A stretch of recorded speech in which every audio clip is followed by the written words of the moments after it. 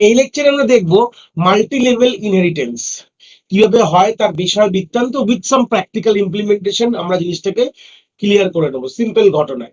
তো চলে আসি আমরা তার একটা ইনহেরিটেন্সের বেসিক, আমরা যখন আইডিওলজি বেসিক পড়েছিলাম তখন তার ভিউ ডায়াগ্রামটাও দেখেছিলাম কিরকম হয় মাল্টি লেভেল ইনহেরিটেন্স।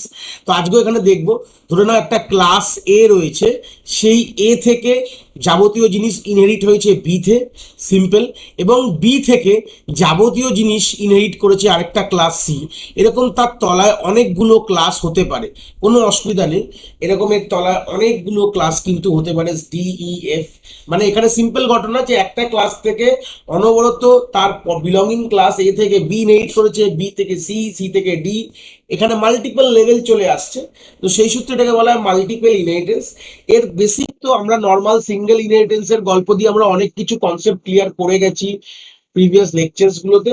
তো আমাদের জাস্ট আমরা এই জায়গায় দাঁড়িয়ে মাল্টিপল ইনহেরিটেন্সের প্র্যাকটিক্যাল ভিউ দেখবো, কেন কি এটার রেসপেক্টে আমাদের এক্সাম পয়েন্ট অফ ভিউ থেকে আমাদের কি কি আসতে পারে, আমাদের হয়তো ডিফারেন্ট টাইপ অফ কোশ্চেন্স দিতে পারে, যেখানে ধরে নাও কলেজ কিছু মানে প্রবলেমস আসতে পারে। কোশ্চেন্স কিরকম হয়, প্রবলেমস আসতে পারে, যেরকম আমাদের একটা ক্লাস আছে হচ্ছে কলেজ বলে, সেই কলেজ থেকে আরেকটা ক্লাস থেকে কলেজ থেকে কিছু ইনহেরিট করেছে, সেই ক্লাস থেকে আরেকটা ইনহেরিট করেছে, সেই ক্লাস থেকে ফাইনাল একটা ক্লাস ইনহেরিট করে অ্যান্সার কি আসছে, এরকম ডিফারেন্ট টাইপ অফ প্রবলেমস আসতে পারে।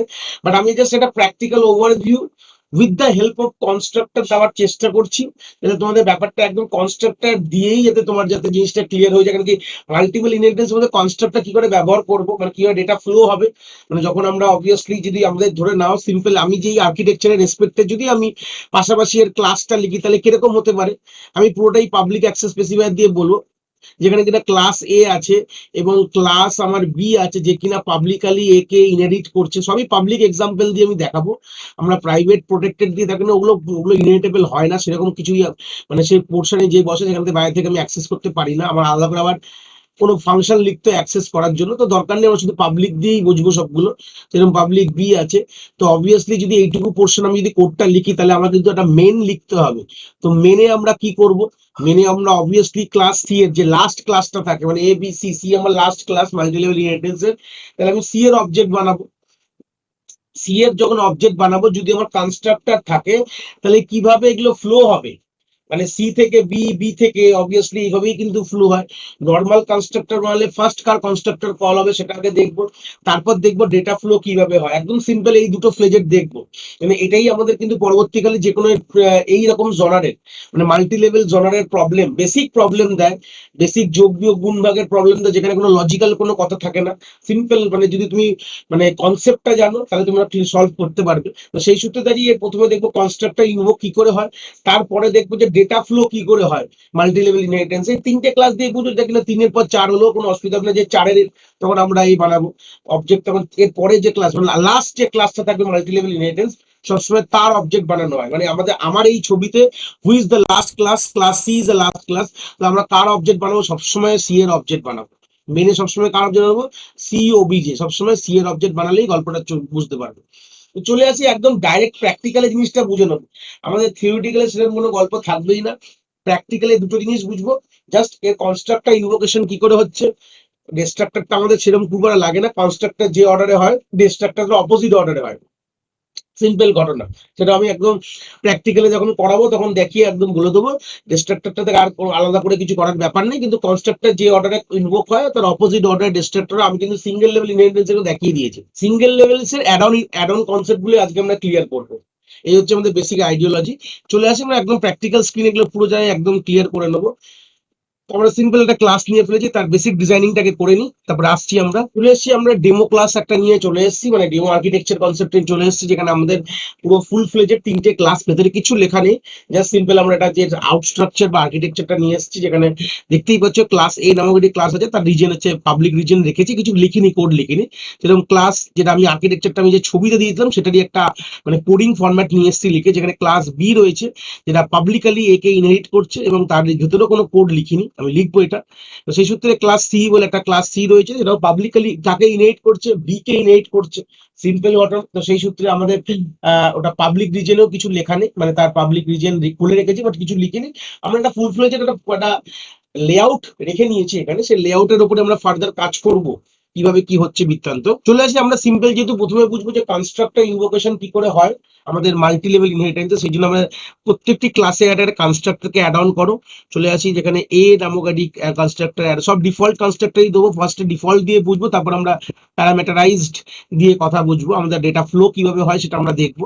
তো সেই সূত্রে আমরা সিম্পল এখানে বেশি কিছু লিখবো না, যে simple cout I am in class A constructor CONS হয়ে গেল। সিম্পল আমরা এখানে ENDL দিয়ে দেবো, আমাদের কিন্তু কাজ শেষ। যেরকম ক্লাস এ করেছি সেরকম সিম্পল পাবলিক রিজনে ক্লাস বি এরও করবো, সেরকম আমরা ক্লাস সি এরও করবো। আগে সিম্পল কপি পেস্ট করে নিই, তারপর জাস্ট চেঞ্জেস গুলো নিয়ে আসবো। এটা হচ্ছে ক্লাস বি এর কনস্ট্রাক্টর, এখানে বি লিখবো, আর এখানে হচ্ছে এটা ক্লাস সি এর কনস্ট্রাক্টর, তাহলে আমি এখানে কি লিখবো, সি লিখবো। ব্যাস এইটুকু আমাদের কাজ ছিল।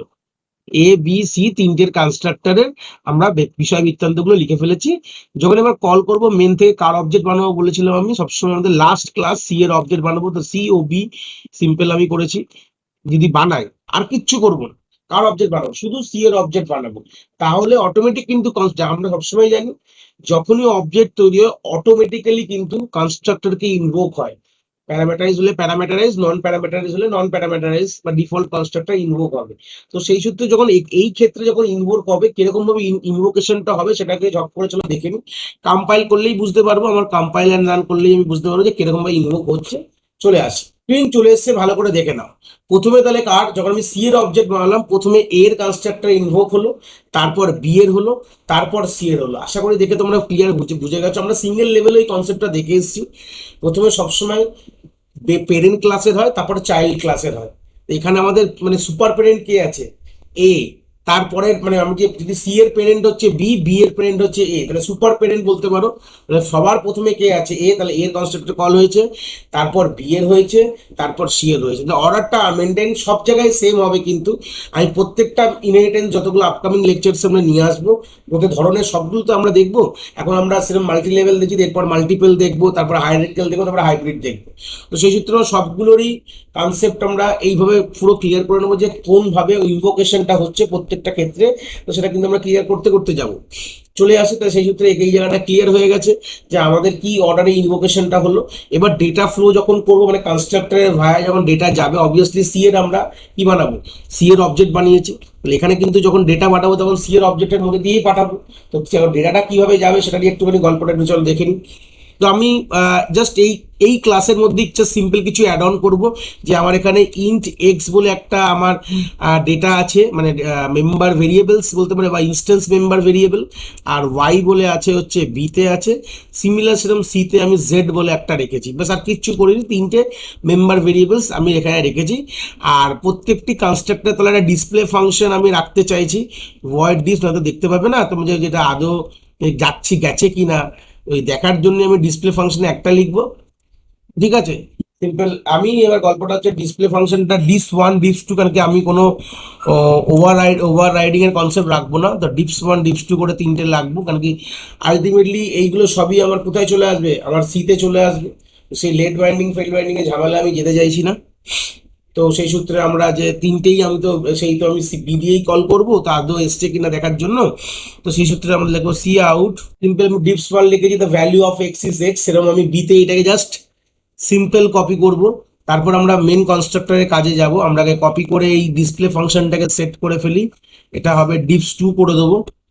আমি কোনো মেথড ওভার রাইডিং এর কনসেপ্টে যেতে চাইছি না এখানে, জাস্ট বোঝানোর জন্য যে কনস্ট্রাক্টর ইনভোকেশন কিভাবে হচ্ছে। সেই সূত্রে নাহলে আমরা চাইলে একই তিনটে নাম দিতে পারতাম, তাহলে তো অবভিয়াসলি সেই late binding, early binding, method overriding এর কনসেপ্টে চলে যেত, যেটা অলরেডি আমরা জানি, দেখেছি আগে প্রিভিয়াস লেকচারসে। আমরা সেখানে যাব না, আমরা জাস্ট বোঝার জন্য জিনিসটাকে বুঝবো যে কিভাবে কনস্ট্রাক্টর ইনভোকেশন কিভাবে ডেটা পাঠাচ্ছি। সিম্পল, এই আর কিছুই না। তো আমরা জাস্ট ডিসপ্লে ফাংশনটাকে মডিফাই করা হয়ে গেছে। এবার আমরা চলে যাব হচ্ছে কনস্ট্রাক্টরটাকে লিখতে। তো চলে আসি, ফার্স্ট কার লিখবো, সি এর কনস্ট্রাক্টর তিনটে তাহলে আমাকে পাঠাতে হবে। ধরে নাও 5,6,7 তিনটে আমি ডেটা আমি পাঠাচ্ছি কোথায়, আমি সি এর অবজেক্টের মধ্যে দিয়ে পাঠাচ্ছি। তাহলে এখানে তো আর আই এম ইন কনস্ট্রাক্টর সি লেখার দরকার নেই। তো এখানে আমাকে তিনখানা অবভিয়াসলি তিনটে ভেরিয়েবল নিতে হবে। আমি নিলাম এ, ইন্ট বি, ইন্ট সি, তিনটে ভেরিয়েবল নিয়ে নিলাম। এবার যেটা আমার সি এর আছে সেটাকে ইনিশিয়ালাইজ করবো। আমরা এই ইনভোকেশন কনসেপ্টটা সিঙ্গেল লেভেল ইনহেরিটেন্সে আমরা বুঝে গেছিলাম যে কিভাবে অ্যাকচুয়ালি ইনভোকেশন হয় কনস্ট্রাক্টর, সেম অর্ডারেই হচ্ছে। Z is equal to C, ধরে নাও তুমি এ বি সি এর মধ্যে যে কোনো একটি তুমি জেডে রাখতে পারো, বাদ বাকিগুলো তুমি বি কে পাঠিয়ে দেবে। আমি ধরে নাও সি কে রাখলাম, আর বাদ বাকিগুলো তুমি কাকে পাঠালে, এখান থেকে কোলন দেবে, কোলন দিয়ে বি লিখবে, মানে বি ক্লাস্টার লিখে কনস্ট্রাক্টরের মধ্যে তুমি পাঠিয়ে দেবে যে এ কমা বি কে আমি পাঠিয়ে দিলাম কোথায়, বি তে পাঠিয়ে দিলাম। গল্প কিন্তু সেখানে শেষ হয়ে গেছে, ঠিক আছে। চলে আসি এবার বি এর যে কনস্ট্রাক্টরটাকে সেটাকে সেট করি, সেখানে আমি দাও ইন্ট এ কমা ইন্ট বি, মানে কতগুলো আসছে, দুটো আসছে, তো সেই জন্য আমি দুটো লিখেছি। আর তুমি এখানে যে কোনো একটি এর জন্য রাখবে, বি এর জন্য রাখবে, আর একটা উপরে এতে পাঠিয়ে দেবে। তাহলে আমি সিম্পল কি করলাম, ওয়াই ইজ ইকুয়াল টু এ করলাম, যে কোনো একটি এতে বিতে ওয়াইতে ইনিশিয়ালাইজ করো, এ বা বি যে কোনো একটি, যেটা অ্যাজ ইজ ইউর উইশ হবে। আর বাদ বাকিটা কোথায় পাঠিয়ে দেবে, এর কনস্ট্রাক্টরে পাঠিয়ে দেবো। এ ব্র্যাকেটে আমরা এখানে কি লিখলাম, বি লিখলাম, আর যেটা রিমেনিং সেটা চলে যাবে বিতে। উপরে চলে গেলাম, এর কনস্ট্রাক্টরটাকে ঠিক করব। সিম্পল এর কনস্ট্রাক্টর তো কিছুই একটাই আসবে, তাহলে এখানে আমি ধরে না ইন্ট এ ধরার মতন রাখলাম। সিম্পল বাইরে গিয়ে আমি কি করবো, এটা জাস্ট ইনিশিয়ালাইজ করে দেবো এক্স ইজ ইকুয়াল টু এ, ব্যাস, আর কিচ্ছু করলাম না। তাহলে গল্পটা কিভাবে গেল যদি আমি আইডিওলজিটা বুঝি, সিঙ্গেল লেভেল ইনহেরিটেন্স এই গল্প অলরেডি আমি বুঝিয়ে রেখেছি, লেকচারসে অ্যাভেলেবেল আছে। তো যখন তিনখানা অবজেক্ট 5, 6, 7 এরা আসলো, এ বি সি তে আসলো, সি তে, সি এর অবজেক্ট কল করলাম, সি এর মধ্যেই প্রথমে আসবে, সি এর কনস্ট্রাক্টরে ইনভোক হবে, কিন্তু সি এর ভেতরে ঢুকবে না। সে একটা সি এর জন্য রাখবে, বাদ বাকি দুটো যেটা আমি সেট করে দেবো, সেটা কোনটা বি সি হবে না এ সি হবে না যা হবে না এ বি হবে, সেটা নিয়ে ও চলে যাবে তার পেরেন্টে চলে যাবে, মানে বি তার পেরেন্ট। তাহলে বি এর থেকে তাহলে এই দুটো যে কোনো দুটো আমার ভ্যারিয়েবল নিয়ে বিতে চলে গেছে। এবার বিতে চলে যাওয়া মানে বি এর এটা হচ্ছে সি, এটা বিতে চলে গেল, এ বিতে আসলো। এবার এ বির বি এর পেরেন্ট কে আছে, আগে সুপার পেরেন্ট প্রথমে কল হবে। বিও কি করলো, একটা রাখলো আরেকটা নিয়ে চলে গেল, তার তার পেরেন্টের কাছে চলে গেল, তার উপরে তার কোনো পেরেন্ট নেই, এই হচ্ছে পেরেন্ট, সুপার পেরেন্ট বলতে পারো। প্রথমে এর মধ্যে ইনিশিয়ালাইজ হয়ে তারপর বিটা ইনিশিয়ালাইজ হবে, তারপর সি এর মধ্যে ইনিশিয়ালাইজ হবে, তারপর যে অর্ডারে আমরা ডিসপ্লে ফাংশনগুলোকে কল করবো ওবি দিয়ে, মানে সবগুলোই আমার সিতে এখন অ্যাভেলেবেল, তো সেগুলো আরামসে কল হবে। চলে আসি একবার কল করে দেখি, ওবি এই যে তিনটে ফাংশন আমরা কল করে ফেলেছি, এবার দেখি আমাদের ভ্যালু গুলো ঠিকঠাক আসছে কিনা। তাহলে আমাদের 5টা হিসাব মতন কোথায় আছে, আমার 5 হচ্ছে সি এর রেসপেক্টে এ, 6 হচ্ছে বি, আর 7 হচ্ছে সি, এ বি সি যদি ভাবো। তাহলে আমার জেডটা রেখেছি, জেড এর মধ্যে সি রেখেছি, তার মানে আমার যে জেড এর মধ্যে গেছে হচ্ছে 7। এবার এ বি মানে 5, 6 কে পাঠিয়েছি কোথায়, 5, 6 কে পাঠিয়েছি বি এর কনস্ট্রাক্টরের মধ্যে, তাহলে এ তে এসছে 5, বি তে এসছে 6, তাহলে 5 গেছে বি তে, তাহলে মানে আমার তাহলে ওয়াই এর মধ্যে 5 থাকবে, আর 6 গেছে হচ্ছে এ তে, তার মানে আমার এক্স এর মধ্যে হচ্ছে 6, ওয়াই এর মধ্যে হচ্ছে 5, আর হচ্ছে জেড এর মধ্যে হচ্ছে 7। তাহলে এটা আউটপুট হওয়া উচিত, যদি আউটপুট প্রেডিকশন করতে দেয় তাহলে এটা আউটপুট হওয়া উচিত। চলে আসি আউটপুটটা দেখে নিই যে আদৌ সেই আউটপুটটাই আসছে কিনা যেটা আমরা ক্লেম করলাম। তো দেখে নাও, তাই কিন্তু এসছে, এক্স এর the value of X is 6, value of Y is 5, and value of Z is 7। মানে তিনটে কিন্তু ভ্যালু খুব আরামসে ফ্লো হয়েছে। আমরা বুঝে গেলাম যে কি অর্ডারে ফ্লো হলো। প্রথমে যখন আমাদের সি এর অবজেক্ট তৈরি হলো, প্রথমে সি এর কনস্ট্রাক্টরে গেল, সি এর কনস্ট্রাক্টর থেকে কিছু ভ্যালু নিয়ে বি এর কনস্ট্রাক্টরে চলে গেল, এবং এ আর বি যে ভ্যারিয়েবল গুলোটা নিয়ে আমি বি এর কনস্ট্রাক্টরে চলে গেলাম, এবং কিভাবে কল করে সেটা সিঙ্গেল লেভেল অলরেডি পড়েছি আমরা। তাও এখানে দেখলাম কোলন দিয়ে ক্লাসের নামের পর যে প্যারামিটার গুলো পাঠাবো সেটা ব্র্যাকেটে লিখলাম, চলে গেল বি এর কনস্ট্রাক্টর ধরলো। বি এর কনস্ট্রাক্টর ঢুকবে না, কারণ বি এর উপরে আরেকটা পেরেন্ট আছে, কেন এটাও ইনহেরিট করে এসছে। বি এর কনস্ট্রাক্টরের মধ্যে থেকে বি এর না ঢুকে বি এর থেকে একটা ডেটা চলে গেল হচ্ছে কোথায়, এ তে, যেরকম কোলন দিয়ে এ পকেটে বি দিয়েছি, মানে ব্র্যাকেটে বি দিয়েছি। এবার প্রথমে গিয়ে এবার এই বি এর যে ভ্যালুটা এর মধ্যে গেল, এটা ইনিশিয়ালাইজ হলো, তারপর বিটা ইনিশিয়ালাইজ হবে, তারপর সি ইনিশিয়ালাইজ হবে, মানে একের পর এক ধাপে কিন্তু ইনিশিয়ালাইজ হয়ে থাকবে। এইভাবেই কিন্তু আমাদের অ্যাকচুয়ালি কিন্তু আমাদের মাল্টি লেভেল ইনহেরিটেন্স কিন্তু কাজ করে। তো আশা করি আমাদের মাল্টি লেভেল ইনহেরিটেন্সের যে কনসেপ্টটা, পুরো আইডিওলজিটা আশা করি তোমরা এখান থেকে ক্লিয়ার করতে পেরেছো।